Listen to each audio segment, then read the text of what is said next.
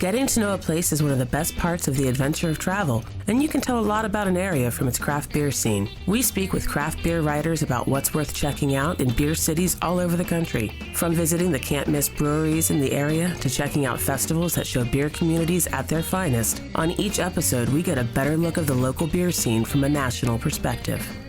Beer with Strangers starts now. Welcome to Beer with Strangers. I'm Tony Russo, and this week we're joined by Jake Mullins. He is a beer show host, and he's done so much more than that, and we're going to get to all of that. Before we get too far, I just want to make a quick announcement. I have a title now for my book. My book is now called Dragged into the Light: Truthers, Reptilians, Super Soldiers, and Death Inside an Online Cult. If you're interested in knowing when the book comes out, if you go to draggedintothelight.com, there'll be an opportunity there to sign up for a notification. And I'm just collecting emails to notify people when it comes out. If you want to know more than that, you can go to tonyrusso.substack.com, where I have my regular weekly newsletter. You can sign up for that. And that's where the Beer with Strangers is. I do another podcast called Day Drinking on Delmarva, and then all of my kooky writing about cults is going to start showing up there as well. Now, after that brief commercial message, I'm sorry? I said congrats on the book. That's awesome. I'm so very excited about it, but I want to talk to you about your stuff, about your show, and about Atlanta, which is a great beer town. But so let me introduce you. This is Jake Mullins. Welcome. Thank you. I'm glad to be here. I like the show, Tony. So I was flattered that you asked me to come on. Excellent. Well, tell me a little bit about your background. What was your day job? What is your day job? How did you get into beer? Well, I'm a bit of a serial entrepreneur. And right now I own a real estate company. And I also happen to have a podcast, which you briefly mentioned, called Beer and Business. And it's a show for entrepreneurs. And I'll kind of talk about that in my love of beer in a little bit. But I'm just a guy. I used to be in senior leadership at a Fortune 500 company, and I'm recovering from that because it just not who I was. Yeah, I spent almost 2 decades in senior leadership, and it just wasn't my gig. I'm really more of an entrepreneur. I like to, pave the way, and I guess I'm a sadistic individual that just likes pain. So I'd just rather businesses all the time.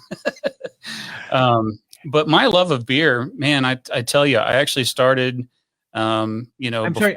I want to just stay on your business thing for just one more moment, because the book that's coming out was supposed to be self-published, because it's coming out too fast. There's a documentary soon, and I wanted to get it out soon.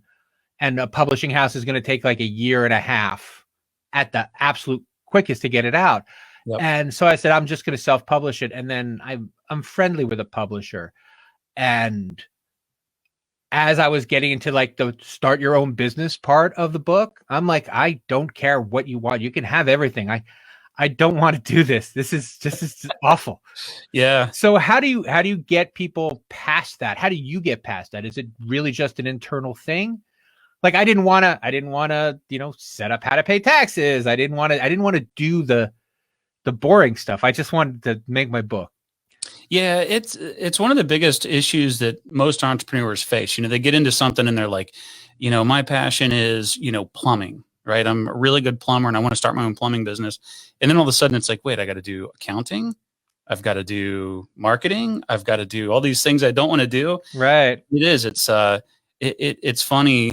Probably one of the least sexy things about owning your business is running your business. Because, right.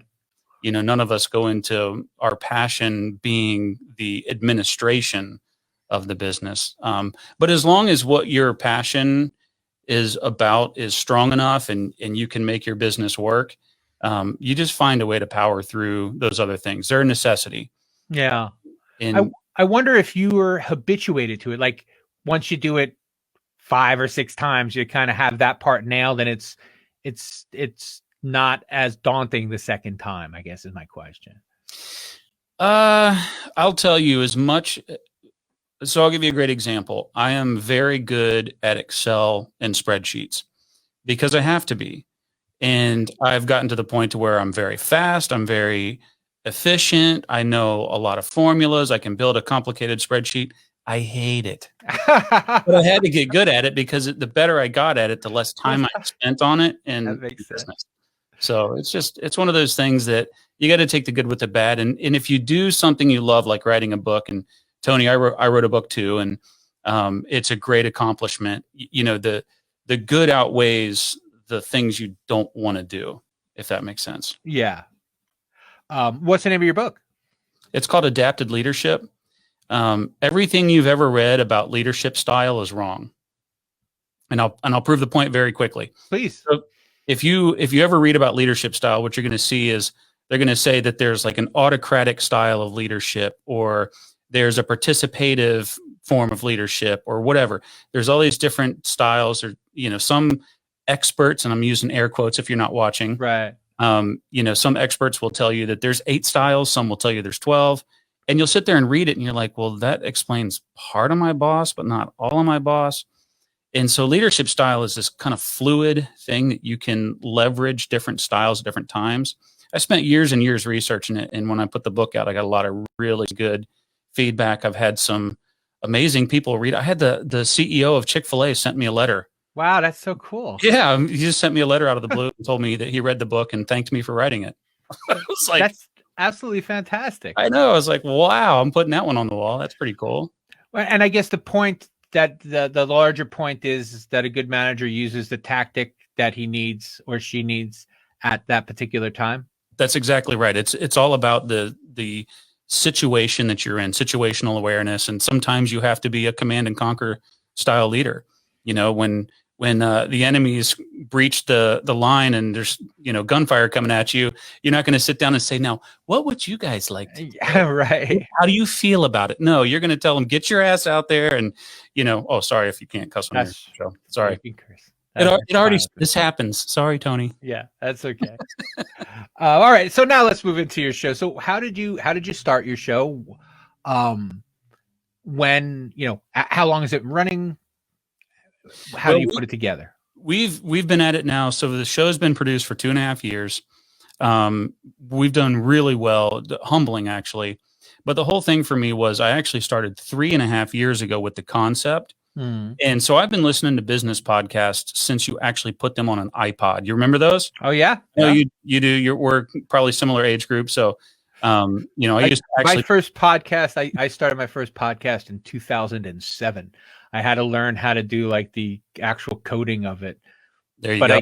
But that's the thing. But once I got that down, I never did it again. That's it.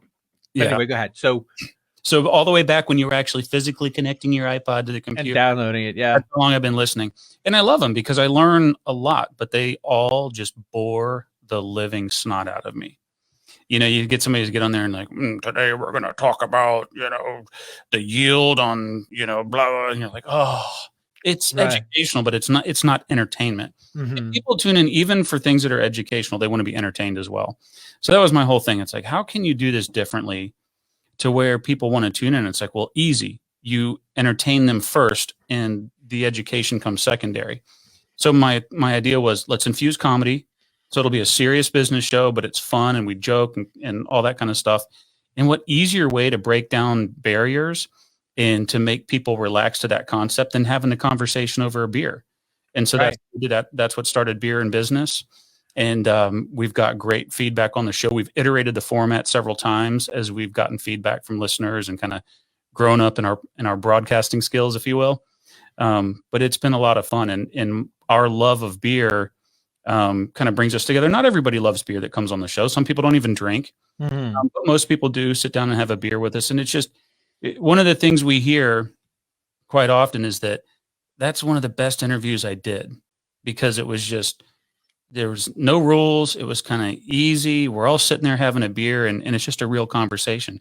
And that's attractive to people. One of the things that I think moved the craft beer revolution is this idea of being able to have like the relaxing part of it. Like when you say there's beer involved, people are already down a peg. They're already a little bit looser. The original concept of this show was to do it live and with literal strangers in bars. And I did like 2 or 3 of them, but people were really just confused because again, this is probably maybe in 2012, and people are like, I don't understand. A podcast is a radio. It's on the network. What? Yeah. So, but the original tagline was "Booze makes people talk," and that was it does. That was the no. When you're looking to make people comfortable, you know, the beer helps, but what are the other things that makes people comfortable when you're interviewing them on your show? Make people comfortable when you're interviewing on the show. Interviewing skills, 110%. I did a lot of reading and researching on interviewing before starting the show, and then it was like getting slapped in the face. I realized that, oh my gosh, I felt like I was prepared, but I wasn't, and so I got much more skilled at interviewing. And one of the things that we did was getting to the point to where we can let the conversation go where it naturally needs to go. It was hard for us to do, you know, because in the beginning we were trying to get somebody somewhere. It's like, okay, so this person's an expert in this, so we got to get them from point A to point B, and it didn't always work out, and the conversations didn't sound authentic. It'd be going really good, and then it'd just take a jarring right-hand turn, and you're like, we can do better than that. And so we've gotten to the point now to where we've become very relaxed and skilled, and we can just draw people's story out of them. And it sounds to them, it feels like a natural conversation, but for us, we're very deliberate in how we're asking those questions and how we're structuring it. And, you know, it's gotten really fun to kind of watch us grow up as a show. And what kind of relations do you have with the beer community? Do you have many brewers on? Is that when people are starting breweries, do they come on? Or look at this beautiful can right here. If you're watching the video, this is Lime Creek Brewing in Peachtree City. They're actually our official beer. So they're our main sponsor of the show. Right. And they're in our backyard. So I live right outside of Peachtree City, which is a kind of a south suburb of the Atlanta market. And we struck a deal with them because it's very mutually beneficial, not just about the show, but also we do events at the brewery, public events. So we can bring people in when the brewery's not as busy, like on a Wednesday or a Thursday, something like that. And so it's kind of evolved. In the beginning, we were involved with a lot of breweries, but then we realized once we grew to a certain point, we knew we had something to offer. And so that's when the official exclusive relationship became a thing. And so Line Creek is the second brewery to take that title. Oh, that is fantastic. Which was the first one, may I ask? Yeah, it was a brewery called Jailhouse Brewing that unfortunately went out of business, and they were phenomenal. One of my favorite breweries ever. But we'll probably talk a little bit more about the beer scene in Georgia, and they're one of them that just got caught in the dichotomy of how the market has changed here. Yes, I would love to get into it. I'm looking forward to it. So I've been to Atlanta a couple times. I think literally a couple times, twice. We went to a couple of my friend's not a great huge beer drinker, but we did go to Kennesaw. Mm-hmm. And in Kennesaw, we went to a brewery that was all sours, and the name of the brewery escapes me. Gosh, that doesn't sound familiar. I don't know a brewery that does all sours, but I would be out. Well, yeah, no, this was probably 4 or 5 years ago. There's no way they're still doing just sours because it's. Yeah. I mean, if you've ever had a six 4-ounce tasters of sours, you're not tasting anything else for the rest of the day. I know. I'm not on that. But I know that it has a great scene. The only other beer story that I have from Atlanta is Ponce Market. Yep. Am I getting Market on Ponce, something like that? Yes. Ponce so they have a great tap room. I assume that they still do. They do. And you could go and like pick a beer, and they had, I don't know, 60 taps. And that's when I got a sense of how broad the Atlanta, because they were all local, or most of them were local. And how broad the beer scene was in Atlanta. It's massive. And can you talk about like the transition from a small from just Terrapin to, a brewery breweries all over the place? Yeah, but would you mind if I rewound a little bit and just talk about what led me to my love of beer? Oh, absolutely. So it'll all tie together, I promise. Please. So my first beer, I was not of drinking age yet. was like 19 years old. I drank a Miller Lite, and I hated it. It was horrible, but I learned to like it over the next couple of months because all my buddies were drinking. Well, that's all I knew for years was Miller Lite. And sometime in my 20s, early 20s, I drank this craft beer that was amazing. Now, all the craft beer snobs are probably going to, look down their nose at me, but it was a Sam Adams. And it was a Sam Adams Boston Lager. And all of a sudden I'm like, what is this? This is flavor. Yeah. I like flavor. And so it was like overnight changed everything about my opinion of beer. And back then, there wasn't a lot of options. I mean, where I lived, the only craft beer available was Sam Adams. And I still, they are a huge brewery now. I get it. I still look at them as a craft beer. And if you don't know Jim Cook's story, you look it up. The dude was a hustler. He was selling beers out of a damn briefcase, door to door. So Yes, I have yes, mad respect for them and what they've done. But it was just it changed everything for me, but there was no other option. So what that led me to was this thing called imports. So I started, well, let me try beers from other parts of the world. And all of a sudden I realized there was all these different flavor profiles. And, over time, I actually in my career got to travel the world. And I've been to, I think, 65 countries. And I've drank Kelch beer in Cologne, Germany. I've been to Belgium and went to Delirium and got to drink sours in Cantillon. I mean, I've experienced like all these amazing things. Yeah. But the beer scene in the US is the best ever in the history of beer. It's amazing. I don't disagree. Yes, absolutely. It is amazing. And everybody listening to this show, as long as you live in the US, God bless the USA. It's a great time to be an American. And, you can go overseas today and you can go to Germany, you can go to Cologne, Germany and get a Kelch, and they serve it the same way they've been serving it for generation after generation after generation. It's amazing. You get that history, but you get one type of beer in Cologne, right. Germany. That's it. You come here and you get all these different flavor profiles, all these different experiences at breweries. It is really something. And so the reason why I wanted to tell that story is I feel incredibly blessed to live in Atlanta because we have just an absolute abundance of craft beer and breweries. And we're very young. So what people may not realize is Georgia was one of the last states that allowed in-brewery sales, right. Which was a huge, huge deal. And that's why, going back to the first sponsor I had on the show, Jailhouse Brewing, their business model was entirely dependent on store sales and restaurant sales. It was all distribution. They were right. In a market where it wasn't a good retail market, but it didn't matter. All you needed was cheap real estate and good beer. And that was the model for 10 years. Yeah. Well, that all changed. I think it was 6 years ago, 2015, I think is when the law changed, if I'm not mistaken. Mm-hmm.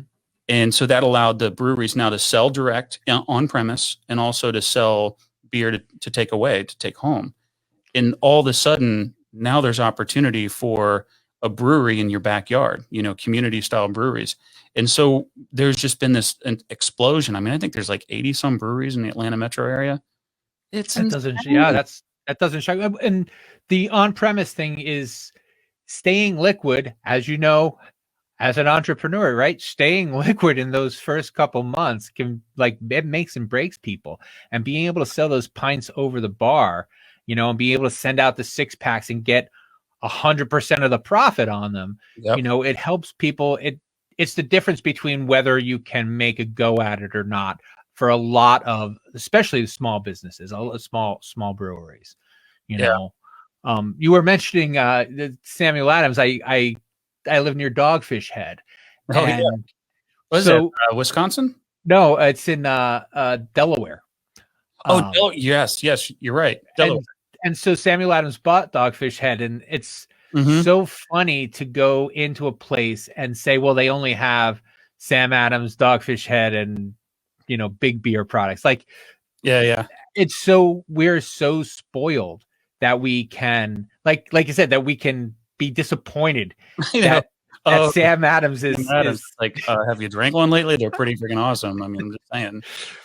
That was my hangover cure. The first time I had a hair of the dog. The first time I believed in it, and I was in the hotel business, and I came in looking like death, and my manager's like, "Go get a beer and drink 4 ounces of beer." And it was like a miracle. It was an absolute miracle, and that's how I got my taste for craft beer. Unfortunately, it's the best breakfast I've ever had. Yeah, and then my favorite snack for the rest of the year was actually Sam Adams and cheese, and that's how I got into the whole idea of beer with cheese, which is just next level enjoyable for me. I'm a huge fan. Yep. And so you have let's start with your sponsor brewery, and let's talk about a couple of breweries and what appeals to you about them. Well, so there's a couple things. First of all, beer. And I'm not saying this because I'm biased. It kind of a funny story. 15 years ago, I told my wife that I would never ever live in Atlanta. It's the last place on earth I'd live, and here I am. Right. And I actually love it. So, hilarious. I'm not biased, but some of the best liquid I've ever drank has been brewed in the Atlanta market. I'm not kidding. We've got some amazing brewers here. And the stories, like when you go and you hear the story that led somebody to starting a brewery, there's so much passion in the brewers here. It's really, really cool.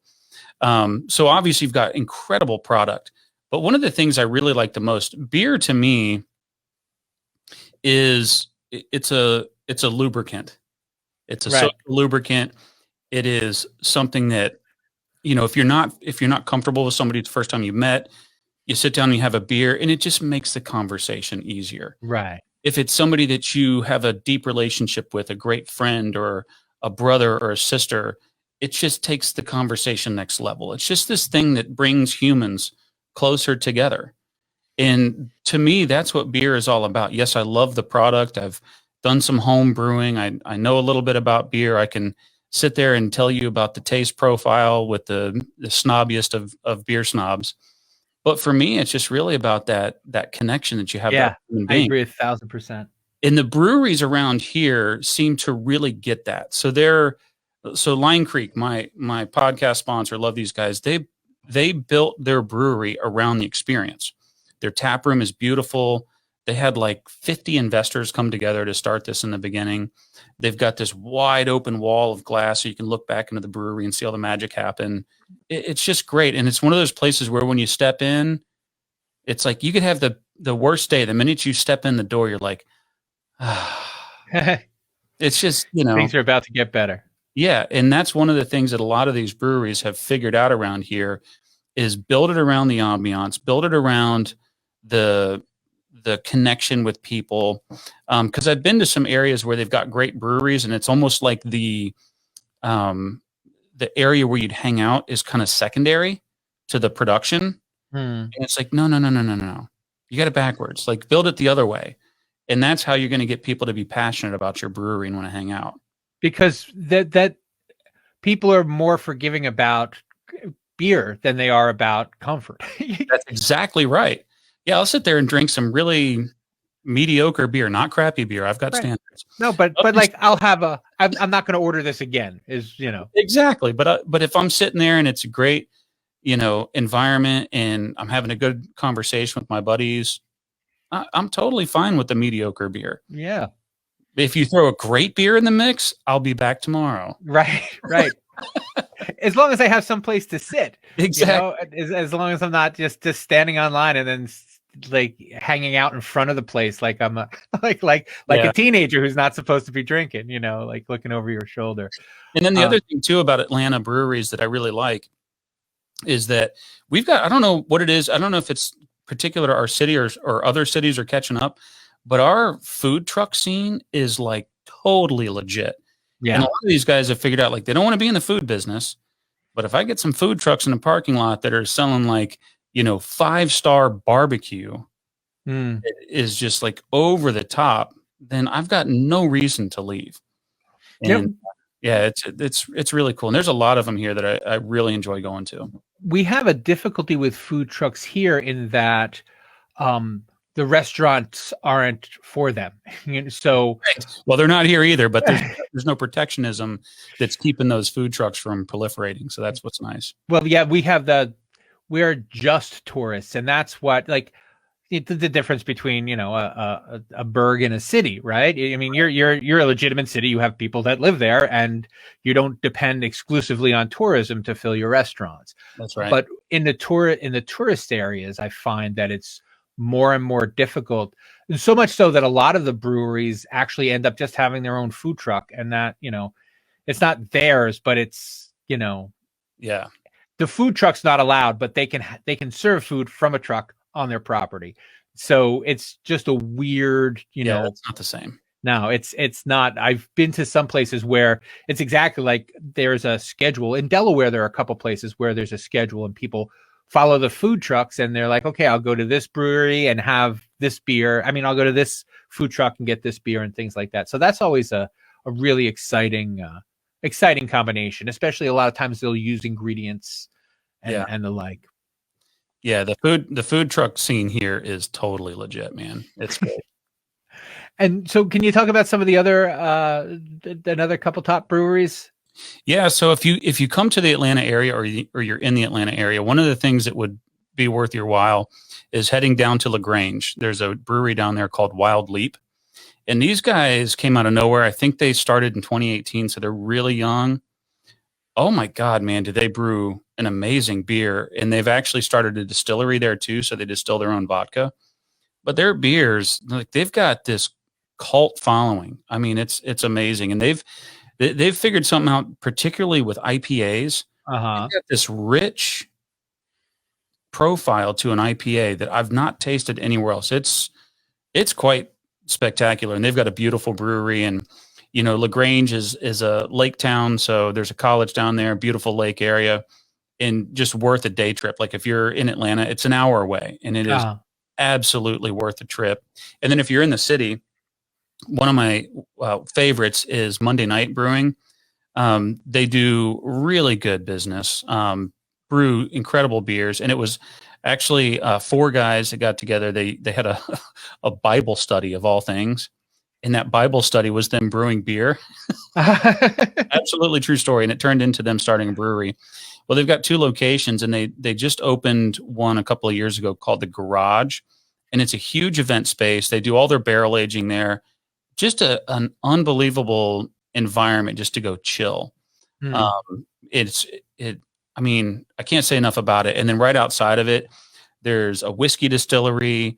There's a really, really cool beer shop called Hop City, where you can probably find any beer you've ever heard of from anywhere around the world. So, you go hang out at the brewery for a little bit, you grab a whiskey, and then you go and spend $500 on beer and take it home. So that's a great place. And then of course we've got Sweetwater. A lot of people don't give Sweetwater props now because they've got national distribution. So probably everybody listening to this in the US has heard of Sweetwater. Yeah. Probably have it available where you're at. They do an amazing business, and they have some local brews that they don't distribute nationally. And that's always the best, when you can go to a brewery and know that it's the only place to get it. Yeah. There's a nice, like a hipstery, but in a nice way. Exclusivity. Absolutely. Yes. And it's just like, oh, I can only get this here. I like knowing that if I go to a place and there's a beer that is only on there, how can you not try it? Especially when you're just passing through. Well, and it's also cool too to see, that is like forward looking for a lot of entrepreneurs. It's like, they started in the 90s, and look at them now. They're this huge business. They've got an amazing event space. And I just think it's cool to see the evolution of a business that made it. Right. Still, I don't care what your, opinions are on big breweries. They are still very legit, and they brew an excellent beer. They just came out with a new IPA that I'm in love with. It's a hazy IPA. So, mad props to them. But really any part of Atlanta you're in, the cool thing about Atlanta now. So let me back up. If you've ever been to Atlanta, the traffic sucks. We came up with a term, if you'd like to start using it, the bits of tire that are all over the highways there, we call them road flowers. So you're Yes. call them Atlanta road flowers. So in Atlanta, we measure things by time. Mm. So typically anywhere else in the country, you'd say, well, how far away is it? Oh, it's about 10 miles away. No, we measure it. Oh, that's about 50 minutes away. Right. Because it can take you so long. So the reason why I bring that up is it doesn't matter what part of Atlanta you're in. If you're on the north side, east, west, south, right in the city, there's a brewery near you. They're literally everywhere now. And there's not that many bad ones. I mean, there are. I'm not going to name them. Right. There's not many bad ones. Most of them are very legit, great environment, great, place to sit down and good beer. There's a Brewers Guild in Georgia where a lot of, idea sharing happens. And, I think it's really elevated just the craft beer scene in general here. So it's a great place to chill out and drink beer. I love it. Fantastic. All right. Well, coming up to the end, I'm going to ask you to tell where people can find you on the internet if they want to find you. And then after that, I'm going to end the show. And when I end the show, I'm going to cue you, and I would like you to say your name and then our tagline, which is drink what you like and be happy. So where can people find you if you want to be found? Listen, the best way to find us is just anywhere you listen to podcasts, search for Beer and Business. You'll see us. You'll see 4 happy glasses. We're hard to miss. Or you can go to our website, www.beer.business. That's the best way to connect with us. Fantastic. And thank you so much for joining us. And until next time, anyway. I am Jake Mullins, and drink what you like because beer is amazing. All right. Have a nice day. Beer with Strangers was produced mostly by Dumb Luck. If you have a recipe, pairing, or brewery you think we should know about, reach out to us on stateofthebeer.com. If you like the show, please make sure you subscribe. And if you really like it, tell someone else who you think might like it as well. The State of the Beer is strong.